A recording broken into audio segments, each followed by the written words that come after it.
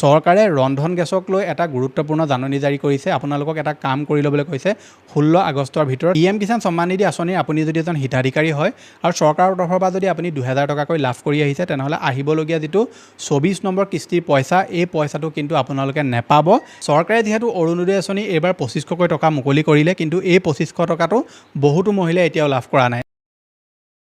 Digital Assam 2.0 চেনেলটোৰ এটা নতুন ভিডিঅ'লৈ আপোনালোক সকলোকে পুনৰবাৰ স্বাগতম জনাইছোঁ। আজিৰ এই ভিডিঅ'টোত মই আপোনালোকৰ কাৰণে তিনিটা গুৰুত্বপূৰ্ণ আপডেট লৈ আনিছোঁ আৰু এই তিনিটাই আপডেট আপোনালোকৰ কাৰণে বহুত বেছি ইম্পৰ্টেণ্ট হ'ব। প্ৰথমটো আপডেট হৈছে অৰুণোদয় আঁচনিৰ লগত ৰিলেটেড। আপুনি যদি অৰুণোদয় আঁচনি এগৰাকী হিতাধিকাৰী হয় আৰু চৰকাৰৰ তৰফৰ পৰা যিটো 2500 টকা চৰকাৰে মুকলি কৰিলে এই পইচাটো যদি আপুনি এতিয়াও লাভ কৰা নাই তেনেহ'লে কি কৰিব লাগিব আজিৰ এই ভিডিঅ'টোত আপোনালোকে জানিব পাৰিব। দ্বিতীয়টো আপডেট আহিছে PM কিষাণ সন্মান নিধি আঁচনিখনৰ লগত ৰিলেটেড। PM কিষাণ সন্মান নিধি আঁচনিৰ আপুনি যদি এজন হিতাধিকাৰী হয় আৰু চৰকাৰৰ তৰফৰ পৰা যদি আপোনালোকে 2000 টকাটো পাই থাকিব বিচাৰে তেনেহ'লে আপুনি PM কিষাণৰ আহিবলগীয়া কিস্তিটো নোসোমোৱাৰ আগতে আপোনালোকে কেইটামান কাম কৰিব লাগিব। যিটো কাম যদি আপুনি নকৰে তেনেহ'লে কিন্তু আপুনি PM কিষাণ সন্মান নিধি আঁচনিৰ যিটো পইচা সেইটো আপোনালোকে লাভ নকৰিব। শেষৰটো আপডেট আহিছে বানাক্ৰান্ত ৰাইজৰ কাৰণে। আপোনালোক যদি বানাক্ৰান্ত ৰাইজ হয়, মানে আপোনালোকৰ ঘৰত যদি বানপানী সোমাইছিলে তেনেহ'লে এটা আপডেট আহিছে যিটোৰ বিষয়ে আপোনালোকে ভিডিঅ'টোৰ আগলৈ সবিশেষ জানিব পাৰিব। গতিকে ভিডিঅ'টো সম্পূৰ্ণভাৱে প্ৰথমৰ পৰা শেষলৈকে চাব। এতিয়ালৈকে আপুনি ভিডিঅ'টোত যদি লাইক এটা কৰা নাই ফটাফট ভিডিঅ'টোত লাইক এটা কৰি দিয়ক। চেনেলটোলৈ যদি প্ৰথম আহিছিলে ছাবস্ক্ৰাইব কৰি লওক এনেকুৱা ধৰণৰ ইনফৰ্মেটিভ ভিডিঅ' ৰেগুলাৰ চাবৰ কাৰণে।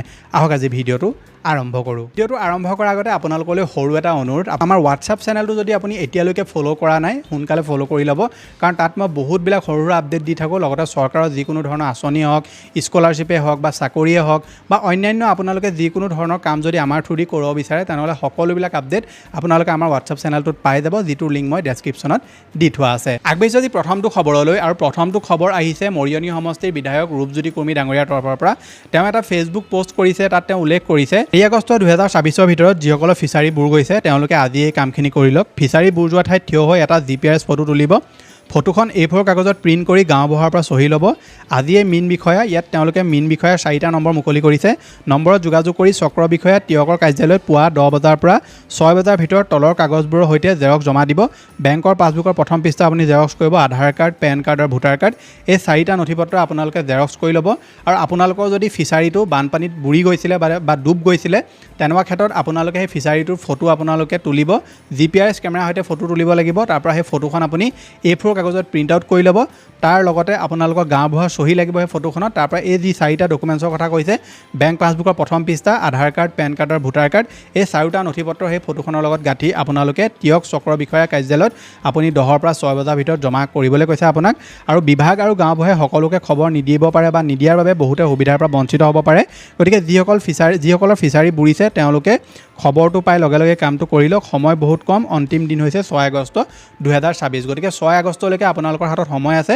তাৰ আগতে আপোনালোকে এই 4টা নথিপত্ৰ জেৰক্স কৰি লওক। তাৰপৰা আপুনি এখন ফটো তোলক আৰু সেই ফটোখন আপুনি নৰ্মেল কেমেৰা দি তুলিলে নহ'ব, GPS কেমেৰাটো ডাউনলোড কৰি GPS কেমেৰা দি ফটোখন ক্লিক কৰিব। তাৰপৰা A4 কাগজত প্ৰিণ্ট আউট কৰি এই 4টা নথিপত্ৰৰ লগত একেলগে আপোনালোকে গাঁঠি মেলি চক্ৰ বিষয়া অফিচত আপোনালোকে জমা কৰিব লাগিব। যদি আপুনি সবিশেষ জানিব বিচাৰে তেনেহ'লে মীন বিষয়াৰ লগত আপোনালোকে যোগাযোগ কৰি ইয়াৰ বিষয়ে সবিশেষ জানিব পাৰিব। 4টা নম্বৰ তেওঁ এই ফেচবুক পষ্টটোত উল্লেখ কৰিছে। গতিকে আপোনালোকৰ যদি ফিচাৰী আছিলে আৰু আপুনি যদি তিয়ক চাৰ্কল অফিচৰ আণ্ডাৰত পৰে বা ধৰি লওক আপোনালোকে যোৰহাটত থাকে তেনেকুৱা ক্ষেত্ৰত আপুনি এই ফোন নম্বৰকেইটাৰ লগত যোগাযোগ কৰি ক'ত কেনেকৈ আপোনালোকৰ যদি ধৰি লওক তিয়কৰ পৰা অলপ দূৰত হয় তেনেহ'লে ক'ত জমা দিবগৈ লাগিব ইয়াৰ বিষয়ে আপুনি সবিশেষ জানিব পাৰিব। আগবাঢ়িছে পিছৰটো খবৰলৈ, আৰু খবৰটো আহিছে অৰুণোদয় আঁচনিক লৈ। চৰকাৰে যিহেতু অৰুণোদয় আঁচনি এইবাৰ 2500কৈ টকা মুকলি কৰিলে, কিন্তু এই 2500 টকাটো বহুতো মহিলাই এতিয়াও লাভ কৰা নাই। যোৰহাট, চৰাইদেউ, শিৱসাগৰ, গোলাঘাট জিলাৰ যিসকল মহিলা তেওঁলোকক 2500কৈ দিছিলে, বাকী জিলাৰ মহিলাসকলক 1100 টকা দিছিলে। কিন্তু বহুতো মহিলা এনেকুৱা আছে যি এতিয়াও এই পইচাটোৰ পৰা বঞ্চিত হৈ আছে। গতিকে আপোনালোকক যিহেতু চৰকাৰে কৈছিলে যে আপুনি যদি অৰুণোদয় আঁচনিৰ পইচা পাব বিচাৰে তেনেহ'লে আপোনাৰ আধাৰ কাৰ্ডটো বেংক একাউণ্টৰ লগত লিংক হৈ থকাটো বাধ্যতামূলক হয়। গতিকে আপোনালোকৰ যদি আধাৰ কাৰ্ড আৰু বেংক একাউণ্ট যদি লিংক হৈ থকা নাই তেনেহ'লে কিন্তু আপুনি পইচা লাভ নকৰে। সেইকাৰণে আপুনি আধাৰ আৰু বেংক লিংক হৈ আছে নে নাই UIDA অফিচিয়েল ৱেবছাইটত গৈ আপোনালোকে চেক কৰি চাব পাৰিব যে ই এক্টিভ হৈ আছে নে ইনএক্টিভ হৈ গ'ল। যদি ইনএক্টিভ হৈ আছে তেনেকুৱা ক্ষেত্ৰত সেইটো আপুনি আকৌ লিংক কৰি আপুনি এক্টিভ কৰাব লাগিব। যদি আপোনালোকৰ এক্টিভ হৈ আছে তেনেকুৱা ক্ষেত্ৰত আপুনি আপোনাৰ যিটো ব্লক আছে ব্লকত গৈ আপোনালোকে যোগাযোগ কৰি চাব পাৰে যে আপোনালোকৰ পইচাটো কিয় সোমোৱা নাই, বা বেংকতো গৈ আপোনালোকে খবৰ কৰিবগৈ পাৰে। কাৰণ কেতিয়াবা কি হয় KYC কাৰণে আপোনালোকৰ যিটো একাউণ্ট আছে একাউণ্টত পইচা সোমালেও তাত আপোনাৰ শ্ব' নকৰে। গতিকে আপুনি প্ৰথমে বেংকত যোগাযোগ কৰিব তাৰ পাছত যদি আপুনি গম পাইছে যে পইচা নাই সোমোৱা তেনেকুৱা ক্ষেত্ৰত আপোনালোকৰ অঞ্চলত যিমান ধৰি লওক মহিলাই পইচা নাই পোৱা আপোনালোকে ধৰি লওক লিখিতভাৱে ব্লকত গৈ মেলি তেওঁলোকক যোগাযোগ কৰিবগৈ পাৰে বা পঞ্চায়ততো আপুনি যোগাযোগ কৰি চাব পাৰে যিহেতু চৰকাৰে অৰুণোদয় সহায়ক বুলি তেওঁলোকে এগৰাকী দিম বুলি কৈছিলে ব্লকসমূহত কিন্তু এতিয়ালৈকে সেইটো তেওঁলোকে দিয়া নাই কেতিয়া দিব কি কথা সেইটো আমি আহিবলগীয়া সময়তে জানিব পাৰিম গতিকে যেতিয়া তেওঁলোকে অৰুণোদয় সহায়ক দি দিব তেতিয়া পইচা নেপালে মেলিলেও আমি সুধিবলৈ বেছি সহজ হ'ব কিন্তু এতিয়ালৈকে সেই সুবিধাটো কৰা নাই কিন্তু ব্লকত হওক বা পঞ্চায়তত হওক আপোনালোকৰ অঞ্চলত য'ত অৰুণোদয় কাম হয় তাত গৈ আপোনালোকে যোগাযোগ কৰি চাব কিন্তু তাৰ আগতে আপোনালোকৰ বেংক আৰু আধাৰ কাৰ্ডটো লিংক হৈ আছে নে নাই সেইটো আপুনি চেক কৰি ল'ব আৰু বেংকত গৈ আপুনি এবাৰ খবৰ কৰিব যে আপোনাৰ বেংক একাউণ্টটোৰ সকলোবিলাক বস্তু ঠিক হৈ আছে নে নাই যদি সকলোবিলাক ঠিক হৈ আছে তাৰ পাছতহে আপুনি আপোনাৰ অঞ্চলত য'ত অৰুণোদয় কাম হয়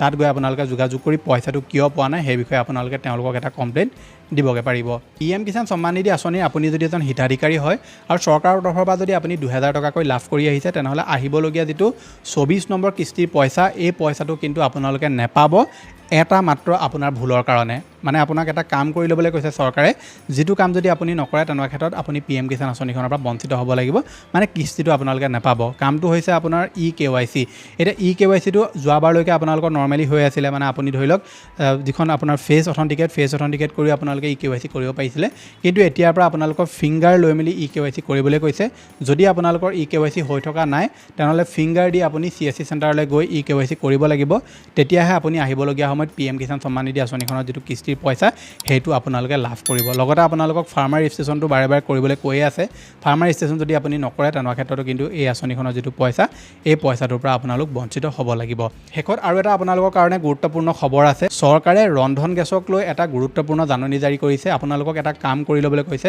আপোনালোকে যদি ৰন্ধন গেছ ইউজ কৰে আৰু আপুনি যদি এতিয়ালৈকে EKYC কৰা নাই তেনেহ'লে 16 আগষ্ট হৈছে শেষ তাৰিখ তাৰ আগতে আপোনালোকে EKYC কৰিব লাগিব ৰন্ধন গেছৰ যদি আপুনি নকৰে তেনেকুৱা ক্ষেত্ৰত আপোনালোকে আহিবলগীয়া সময়ত গেছ চিলিণ্ডাৰ লাভ কৰা আপুনি অসুবিধাৰ সন্মুখীন কৰিব লাগিব যেহেতু তেওঁলোকে প্ৰথমে 31 তাৰিখলৈকে লাষ্ট ডেট আছিলে বুলি কৈছিলে কিন্তু এতিয়া তেওঁলোকে অফিচিয়েলি কৈছে যে আপোনাৰ হাতত 16 আগষ্টলৈকে সময় আছে তাৰ আগত আপোনালোকৰ যিটো ৰন্ধন গেছ সেইটোৰ আপুনি EKYC কৰি লওক যদি আপুনি নকৰে তেনেকুৱা ক্ষেত্ৰত আহিবলগীয়া সময়ত আপোনালোক গেছৰ পৰা বঞ্চিত হ'ব লাগিব গতিকে এইকেইটাই আছিলে যে আপোনালোকক দিবলগীয়া গুৰুত্বপূৰ্ণ খবৰ আশা কৰিছোঁ আপোনালোকে ভিডিঅ'টো চাই ভাল পালে যদি ভাল পালে ভিডিঅ'টোত লাইক কৰিব চেনেলটোলৈ যদি প্ৰথম আহিছিলে ছাবস্ক্ৰাইব কৰি ল'ব এনেকুৱা ধৰণৰ ইনফৰ্মেটিভ ভিডিঅ' ৰেগুলাৰ চাবৰ কাৰণে মই লগ পাম এটা নতুন ভিডিঅ'ত আজিলৈ ধন্যবাদ